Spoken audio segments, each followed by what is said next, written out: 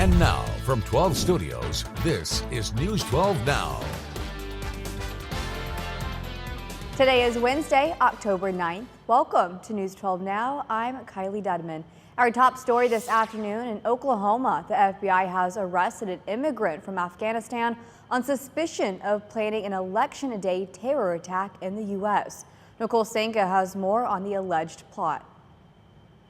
The FBI says an election day attack targeting large crowds in the U.S. has now been thwarted. Agents arrested Nasir Ahmad Tawadi Monday after officials say the 27-year-old took steps to purchase AK-47 rifles and ammunition, going so far as to sell off his family's home to raise money. Federal prosecutors say an FBI search of the suspect's phone revealed ISIS propaganda, including these images depicting a suicide vest and the 9/11 attacks, plus a history of Google searches like how to access Washington, D.C. cameras and which U.S. state does not require a license to get a firearm.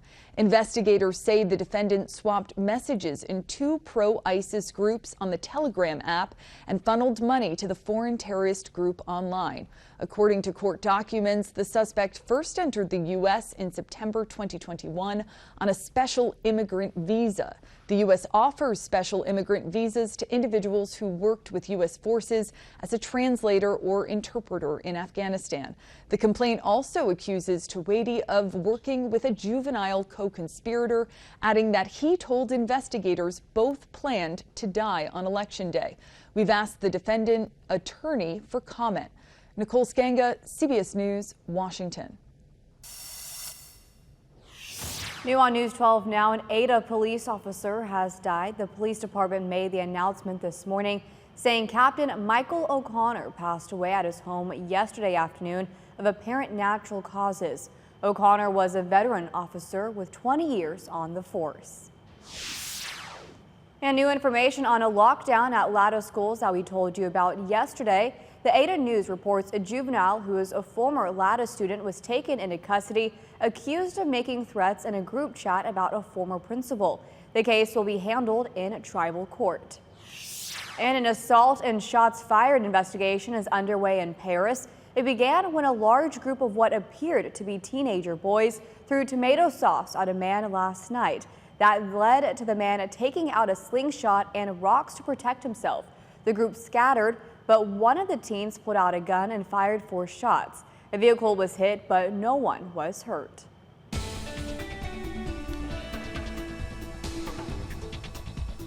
Well, Texoma finally got a break from the monotonous weather pattern. Yes, it's been mostly quiet and still kind of on the warmer side of things, but as you can see on satellite radar right here, kind of a quick recap, we did have a few thunderstorms that tried to make their way in from the north and west. Kind of a little bit of a surprise, to be honest.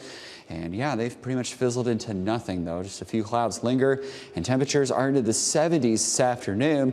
So not bad, because we actually had a really nice day yesterday, but we are trending generally in the warmer direction. And that's where we're going to be heading as we go through really the next several days into the weekend. Those temperatures in the mid to upper 80s this afternoon. And yeah, we're going to actually be getting to near record high temperatures by this weekend. Though a major cool down is on the way next week. One with a healthy cold front. I think our first big healthy cold front for October. We're going to talk about that and if we have any additional rain chances here in your full forecast. Until then, back to you, Kylie. All right, thank you, Brian. Even more jobs are on the way to the Silicon Prairie. A big manufacturer has just moved north from McKinney. News 12's Austin Hedgecoth tells us why. Chip and semiconductor plants dot the land along Highway 75, but their impact extends far beyond the factory walls. The semiconductor manufacturers here in the Sherman area and across the globe take regular drinking water and produce high-quality, ultra-pure water. When making chips, manufacturers need water, but not just any water. It needs to be ultra pure, free of even microscopic debris. A reverse osmosis system, the membrane that's used filters out dissolved solids like calcium, magnesium. And if the water isn't pure enough, they can lose a whole batch, which is very, very expensive for them. Enter Progressive Water Treatment. They make reverse osmosis filter systems that help companies both purify and save water. The systems filter H2O that's already been used, making it ultra pure. The water can be recycled and reused, and the contaminant can be removed. They also make filters that clean more than just chips. These are truck wash filtration systems. Now, the way they work is basically you have a pumping system and a filtration system together to remove contamination. And now, PWT is in Sherman. So in growth, we need the space to grow. And they're growing their team, looking for people with a variety of skills. For more information about the company or how to apply, please visit KXII.com anytime. In Sherman, Austin Hedgecoth, News 12. Sherman daycares can now apply for a tax break after Monday's council meeting. The COVID-19 pandemic caused Texas to lose more than 20% of its child care centers. The state wrote laws allowing cities to give property tax exemptions to daycares to combat the shortage. At the end of the day, it's a pretty small amount of money from the city's perspective. You know, it's about $35,000 if everybody gets together and everybody applies and everybody gets accepted. But for the daycare facilities, you know, that's a lot of money, and that can make a real difference in their operations. In a statement to News 12, local child care center Preschool for Little Zebras wrote the tax exemption will allow more funding for learning resources, activities, and tools to prepare students for kindergarten. For more information on how daycares can apply for the exemption, visit this story on our website at KXII.com. Well, imagine waking up to this in your neighborhood. Well, on Tuesday, this huge alligator parked itself and then began roaming through the community in Fort Bend County, Texas, which is about 30 miles west of Houston. Alligators are no stranger to southeastern Texas, but people were taken a bit back when they saw this gator walking around. I would too. When officers tried to coax the gator to leave it, it started snapping at them. Eventually, the gator left the area and returned to some nearby water. Hopefully, they're saying, "See you later, alligator," for good. The name of Uvalde, Texas' newest school pays tribute to the victims of the 2022 Robb Elementary mass shooting. The board approved the name Tuesday evening, Legacy Elementary. The new school will feature tributes to the 21 students and teachers who were killed at Robb Elementary. Legacy Elementary is under construction 2 miles away, replacing Robb Elementary. The plan is for Legacy to be ready by next school year. An Oklahoma man on a death row is asking the Supreme Court to grant him a new trial. The reason? Prosecutors withheld key information about the star witness. Ryan Henson talks to lawyers about the constitutional questions of the case.